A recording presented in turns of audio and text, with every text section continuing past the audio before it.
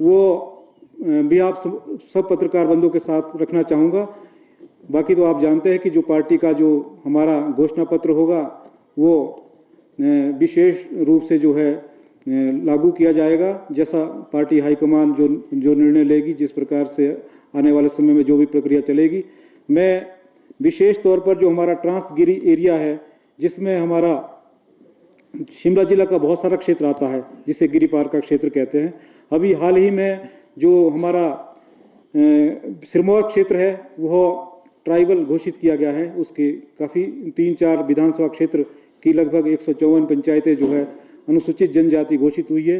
तो हमारे शिमला जिला का जो समान क्षेत्र है वो अभी इस से जो है वंचित रखा गया है। उसके लिए हम आने वाले समय में पुरजोर शोर से ये मांग उठाएंगे, जब भी जो नई सरकार बनेगी केंद्र में और हिमाचल प्रदेश सरकार के माध्यम से जो वर्तमान में हमारी सरकार है, हम रेजोल्यूशन पास करवाएंगे। और जो क्षेत्र हमारा छूटा हुआ है उसमें ये हमारा शिमला जिला का और रामपुर जो संसदीय क्षेत्र है और जिला शिमला में ही आता है, उसका हमारा काशापाट और 15-20 क्षेत्र का जो एरिया है उसको भी हम जनजातीय क्षेत्र में शामिल करने के लिए कोशिश करेंगे। उसके बाद शिमला संसदीय क्षेत्र में जो नेशनल हाईवे प्रस्तावित थे, जो हमारे गडकरी जी थे जब यहाँ पे आए थे हिमाचल में, उन्होंने कुछ 69 जो नेशनल हाईवे है डिक्लेयर किए थे, उसमें हमारे शिमला संसदीय क्षेत्र के भी हाईवेज थे, जिसमें तीनों जिलाओं को जो है जोड़ा जाना था। उसमें जो है कोई भी कार्य जो है आगे नहीं किया गया है।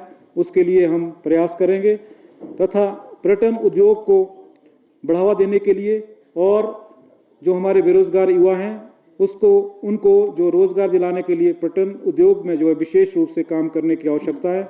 उसके लिए भी हम पूरा भरसक प्रयास करेंगे। और हमारे आराध्य देव शिरगुल महाराज जी है जो चूड़धार में स्थित है, उनके मंदिर के लिए जो एक तीर्थ स्थल हमने वहाँ पे स्थापित करना है, बहुत उत्थान करने की वहाँ पे जो अभी आवश्यकता है, क्योंकि यहाँ पूरे देश से लोग आते हैं और विशेषकर हमारे आराध्य देव है, हमारे सिरमौर जिला, सोलन जिला और शिमला जिला के लोग हर वर्ष वहाँ पे जाते हैं। वहाँ के लिए जो हमसे बन पाएगा वो उसके लिए भी जैसे रोपवे का हमने प्लान किया है और उसके साथ जो है सड़क वहाँ तक जो है जहाँ तक संभव होगी वहाँ तक के लिए बनानी है। और साथ ही जो हमारे 17 विधानसभा क्षेत्र है वहाँ के लिए हम समान रूप से विकास करेंगे जो समस्याएं होगी। और महिलाओं के लिए जो आत्मनिर्भर बनाने के लिए उनके लिए स्वरोजगार के साधन जो तलाशेंगे। बाकी आप सब जानते हैं कि जो हमारी केंद्र की सरकार है उसका प्रदेश के प्रति बड़ा उदासीन रवैया रहा है। विशेष तौर में आज इस पर चर्चा करना चाहूँगा आप लोगों के साथ। जैसे हाल ही में यहाँ पे आपदा आई थी, लगभग 12,000 करोड़ का जो आंकलन हुआ है नुकसान का, केंद्र सरकार से अभी तक हमें जो है 1 कौड़ी भी राहत के रूप में नहीं मिली है। जबकि माननीय मुख्यमंत्री जी ने और हमारे प्रदेश में जो कांग्रेस की सरकार है उन्होंने जो है 4500 करोड़ रुपए का एक विशेष पैकेज देके जो हमारे इस आपदा से जो ग्रसित हुए थे लोग, उनके जख्मों में मरहम लगाया है और ये बहुत ही सराहनीय कार्य सरकार द्वारा किया गया है। और इसके साथ साथ जैसा आप जानते हैं कि श्री राहुल गांधी जी देश में न्याय के लिए यात्रा कर रहे हैं, लड़ रहे हैं और हमारा सब जो पार्टी का एक एक कार्यकर्ता राहुल जी के साथ खड़ा है। परंतु जिस प्रकार का भेदभाव हमारे साथ किया जा रहा है, आपने पूर्व में भी देखा होगा कि 2004 से लेकर 9 तक जो है हमारी कांग्रेस की सरकार, यूपीए की सरकार केंद्र में रही है और उस समय जो 2007 से 12 तक प्रदेश में जो है भारतीय जनता पार्टी की सरकार थी। परंतु इस तरह का भेदभाव हमारी सरकार ने प्रदेश के साथ नहीं किया। जब भी प्रदेश को आर्थिक पैकेज की जरूरत पड़ी तो वो मिला। और आप सब जानते हैं कि उस समय हमारे 3 मेडिकल कॉलेज, जिसमें चंबा, नाहन और हमीरपुर में मेडिकल कॉलेज खुले गए। उस टाइम भी भारतीय जनता पार्टी की सरकार प्रदेश में थी। और ESI हॉस्पिटल जो है मंडी में दिया गया और निफ्ट का जो इंस्टीट्यूट है वो हमीरपुर में खुला। तो इस प्रकार कई जो विकास की योजनाएं हैं वो प्रदेश में जो है स्थापित हुई है यूपीए की सरकार में। परंतु 9 के बाद, वर्ष 2009 के बाद 14 के बाद जो है, जब से माननीय मोदी जी केंद्र में आए हैं तो प्रदेश के साथ जो है भेदभाव किया जा रहा है। प्रदेश की जो आप देखते हैं कि जो हमारी ऋण लेने की सीमा है उस पर भी बंदिशें लगाई गई है और एक तरह का कैप लगा दिया गया है। प्रदेश में जो है जो प्रदेश का ड्यू राइट बनता है वो भी उसको नहीं दिया गया है। ये इस तरह का जो भेदभाव केंद्र सरकार द्वारा पार्टी के साथ किया गया है और इस वर्ष जो है आप देखते हैं कि आपदा होने के बावजूद भी केंद्र की ओर से हमें कोई भी पैसा राहत के रूप में नहीं आया है।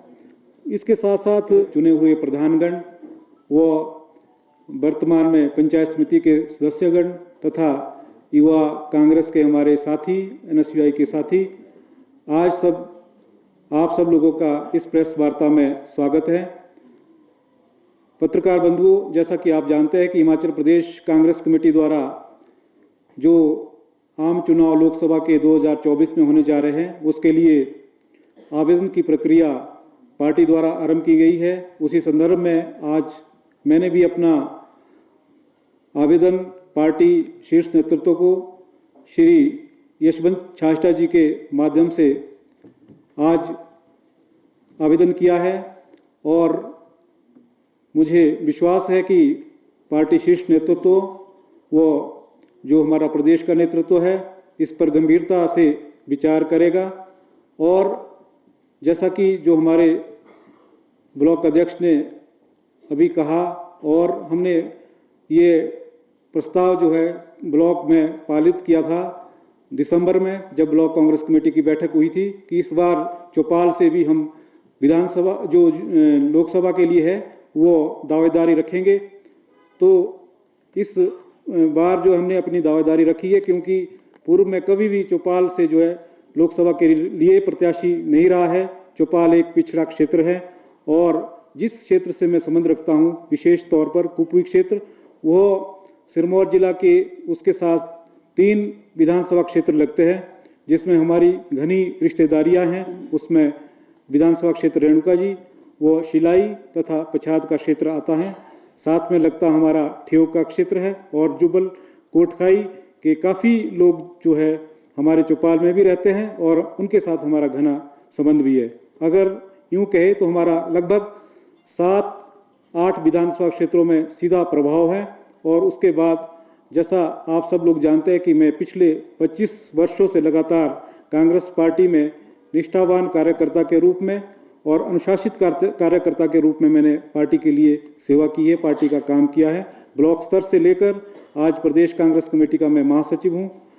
इसमें हमने जो भी हमारी जहाँ भी ज़रूरत हुई उसमें हमने सभी धरना प्रदर्शनों में, रैलियों में और जो पार्टी की संगोष्ठी है, सेमिनार है, उसमें हमने भाग लिया है।